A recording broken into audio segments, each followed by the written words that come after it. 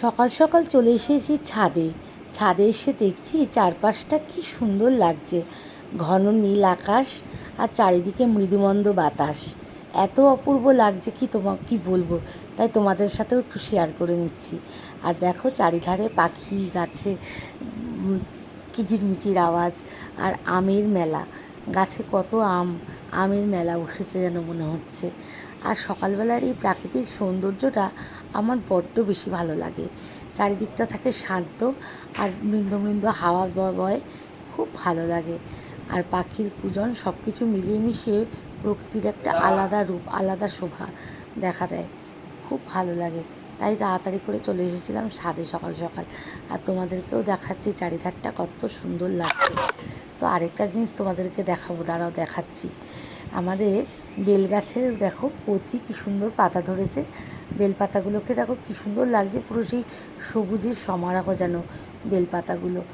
একদম নতুন পাতা, পুরনো পাতা ঝরে গিয়ে নতুন পাতা আগমন ঘটেছে বেলগাছে। তো তাই তোমাদেরকে একটু দেখালাম, কি সুন্দর লাগছে দেখতে। শুভ সকাল বন্ধুরা, কেমন আছো সবাই? আশা করি সবাই খুব খুব ভালো আছো। আমি পায়েল আবার একটা নতুন ব্লগ নিয়ে চলে আসলাম তোমাদের সামনে। আর আমার পায়েল পেজ আর পায়েল ক্রিয়েশনে জানাই অনেক অনেক স্বাগত। আজ হচ্ছে নীল ষষ্ঠী, সবাইকে জানাই নীল ষষ্ঠীর অনেক অনেক শুভেচ্ছা। তো দেখো এখন সকাল সকাল উঠে পড়েছি এবং সাথে এসে জামা কাপড় কাচাকুচিটা পুরো কমপ্লিট করে ফেলেছি। এবার চলো নিচে যাই, নিচে অনেক কাজ আছে। ছেলে সকালেই পড়তে চলে গেছে, আর আজকে তো রবিবার, ছেলের প্রচুর চাপ পড়ার। তো চলো নিচে যাই, নিচে গিয়ে কাজকর্ম গোছাই। তার মধ্যে তো আজকে উপোস, তোমাদের দাদা ভাই, আমি, মেয়ে, ছেলে সবাই আজকে উপোস, সবাই আমাদের সাথে উপোস করে। তো চলো। তো দেখো এই যে তোমাদের দাদা ভাই এখন দোকানে রওনা দিয়ে দিচ্ছে। আজকে সকাল সকালই সব কিছু যেহেতু হয়ে গেছে, আজকে খাওয়া দাওয়ার ঝামেলাটা তো নেই, উপোস সবাই, ওই জন্য ও তাড়াতাড়ি করে দোকানে আজকে চলে যাচ্ছে। তাকাও একবার, সাবধানে সাবধানে যাবে। দাদাভাই দোকানে রওনা দিয়ে দিল। এবারে আমি তাড়াতাড়ি করে ঘর বাড়িগুলো আজকে সমস্ত গুছিয়ে নেব, নিয়ে আগে মেয়েকে একটু পড়তে বসাবো, কারণ মেয়ের এক্সাম। ওকে খানিকক্ষণ আগে পড়িয়ে নেবো, নিয়ে তারপরে আবার সব করব। চলো। তো তোমাদেরকে দেখাই, আমার মাম্মা দেখো শুয়ে শুয়ে কি করছে, একা একা গান গাইছে আর রং করছে।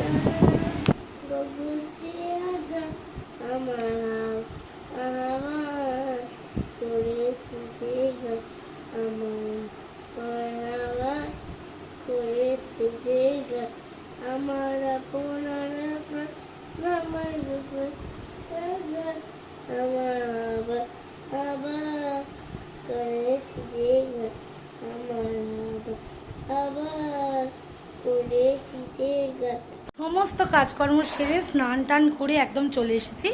এবার কিন্তু আস্তে আস্তে রেডি হব। তোমাদের দাদাভাই দোকান থেকে আসবে, স্নান করবে, তারপরে যাব বাবার মাথায় জল দিতে। তো প্রত্যেকবার ছেলেও উপোস করে, কিন্তু এবার মানে ছেলের এমন বারটা পড়েছে রবিবার, যে ছেলের 5খানা পড়া থাকে সারাদিনে। তো ও স্নান করে ঘরে জল দিয়ে দিয়েছে, কিন্তু উপোস সেটা করে সেটা করতে পারেনি। যাই হোক, বাচ্চা মানুষ আর কী করবো।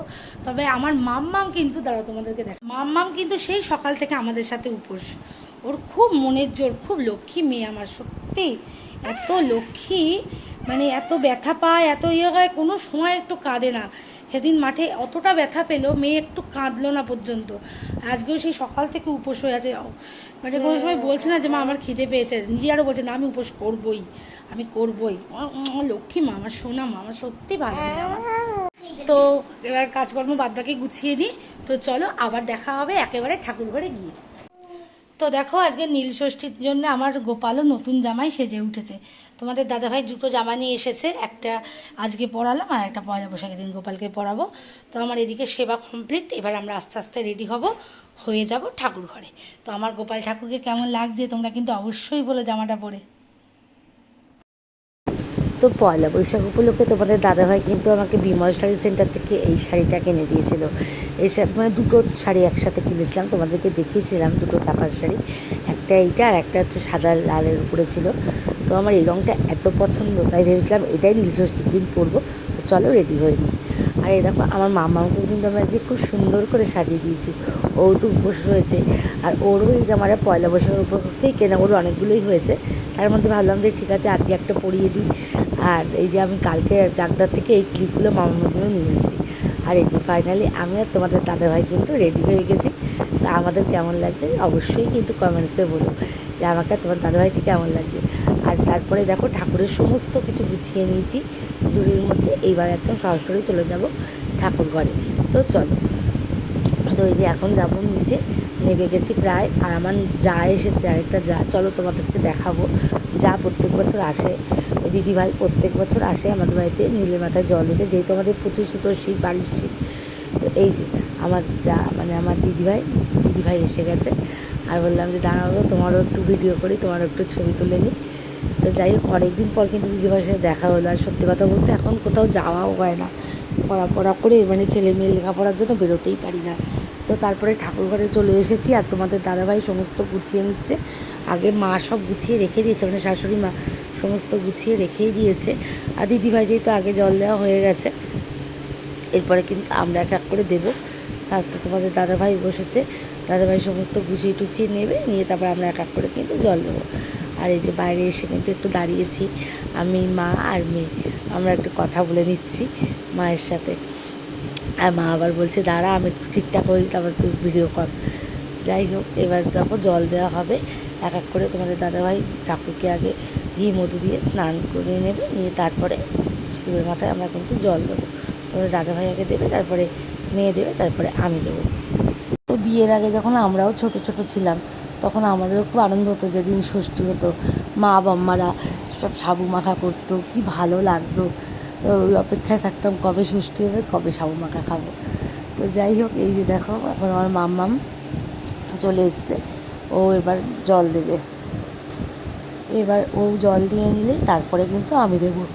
আর ছেলে তো বাড়ি এসে এত দেরি হয়ে গেছে কম্পিউটার ক্লাস থেকে, যে কী বলবো, ও আর দাঁড়াতে পারেনি, এসেই ব্যাগটা রেখেই আবার চলে গেছে পড়তে। কারণ ওরা আবার এক্ষুনি ইংলিশ পড়তে চলে গেছে। তো তোমাদের দাদাভাইয়ের এবার জল দেওয়া হয়ে গেছে, এইবার আমি কিন্তু বাবার মাথায় জল দিয়ে দেবো।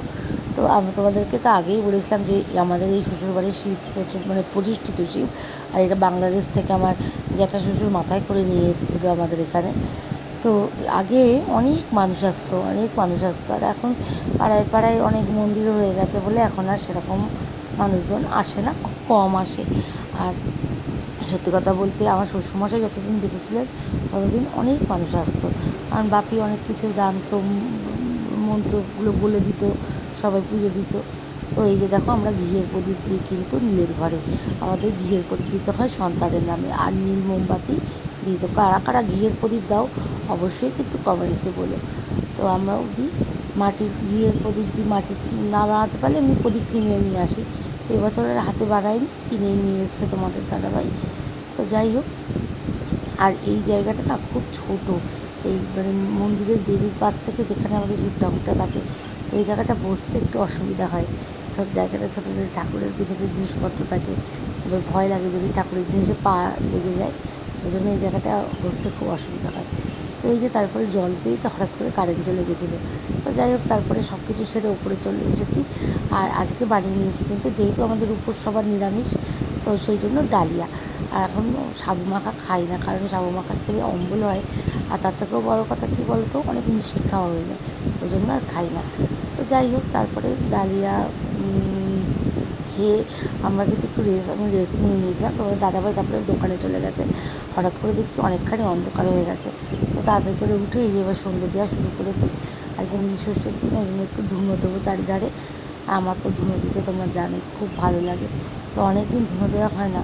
আর মশাও আছে, এখন এত মশার উৎপাত হয়েছে, মানে গরম বেড়েছে, মানে মশারও প্রচুর উৎপাত। আর এখন প্রত্যেকটা দিন রাত্রিবেলা মশারি না টাঙিয়ে শুতে পারছি না, এত মশা, বাগানের মশা এত। তো দেখো চারিধারে এখন ধুনোটা দিয়ে দেবো। আর পূর্ণিমা প্রায় এসেই গেছে, চাঁদটাও খুব সুন্দর উঠেছে, চলো তোমাদেরকে দেখাবো। আমার যেখানে তুলসী গাছটা আছে ওইখানে চাঁদের আলোয় একদম কী সুন্দর, খুব ভালো লাগে। আর গতকালকে রাতেও আমি আর তোমাদের দাদা ভাই ছাদে গিয়েছিলাম, চাঁদের আলোটা ঠিক মতো দেখবো বলে চাঁদটা ছাদে চলে গেছিলাম। গিয়ে দেখছি ছাদে চারিদিকে চাঁদের আলো ঝলমল ঝলমল করছে, এত ভালো লাগে, আমার ভীষণ ভালো লাগে। তো এই যে যখন ধুনো, যখন চারিধারে সব জায়গাতেই ধুনো দিই, এই যে আমার রান্নাঘর, ঘর, সব জায়গাতেই। তো চলো এবার তোমাদেরকে দেখাবো যে আজকে চাঁদটা কী সুন্দর উঠেছে, তবে এখান থেকে জানি না কতটা দেখাতে পারবো। তো চলো, আর এদিকে দেখো সমস্ত কিছু আমার পুরো গোছগাছ রেডি, শুধু কালকে সব কভার টভার ঢাকাগুলো করাবো। তো এই যে চলে এসেছি আমার তুলসী মন্দিরে, এখানে একটু আমি ধুনো দেখিয়ে নিয়ে তারপরে তোমাদেরকে দেখাচ্ছি যে চাঁদটা কি সুন্দর উঠেছে, আর এখান থেকে কত সুন্দর লাগছে দেখতে, আম পাতার মধ্যে দিয়ে কি সুন্দর যেন মনে হচ্ছে একদম, মানে সেই আমরা পড়েছিলাম না ছোটোবেলায় ফাল্গুনে বিকশিত কাঞ্চন ফুল, ওই কবিতাটার মতো তো আজকে লাগছে। নীল ষষ্ঠী মোটামুটি ভালোই কাটলো, সব ভালোভাবে হয়ে গেছে। রাতে ডিনারে আজকে করেছিলাম শুধু ঘুগনি আর শশা, মানে আর লুচি টুচি এখন গরমে আমরা খাইও না, আর ময়দা আর তেলটা অনেক দিন ধরেই অ্যাভয়েড করছি, তার সাথে মিষ্টি, সেটা মিষ্টিও খাই না, সেজন্য আজকে সাবুও খাইনি। ডালিয়া করেছিলাম দুপুরবেলা, তোমরা তো দেখোইছো। আর যেহেতু আমার মেয়ে উপোস, তোমাদের দাদাভাই উপোস, সেই কারণে ওরা তো ওই রকম সাবু খেয়ে থাকতে পারবে না, ওই জন্য ডালিয়াটাই এখন খাই, যে কোনো উপোসে ডালিয়াটাই করে নিই, যাতে মিষ্টিটা না খেতে হয়। আর ময়দা আর চিনিটাও আমরা অ্যাভয়েড করি এখন একদম। তো যাই হোক, ঘুগনি আর শশা আমরা ভালোই খেয়েছি রাত্রিবেলা। তো চলো এবার শুয়ে পড়বো, আর শরীরে আজকে একদমই দিচ্ছে না, সারাদিন অনেক পরিশ্রম গেছে। চলো, ভিডিওটা ভালো লাগলে অবশ্যই লাইক কমেন্ট শেয়ার করো। Good night, tata.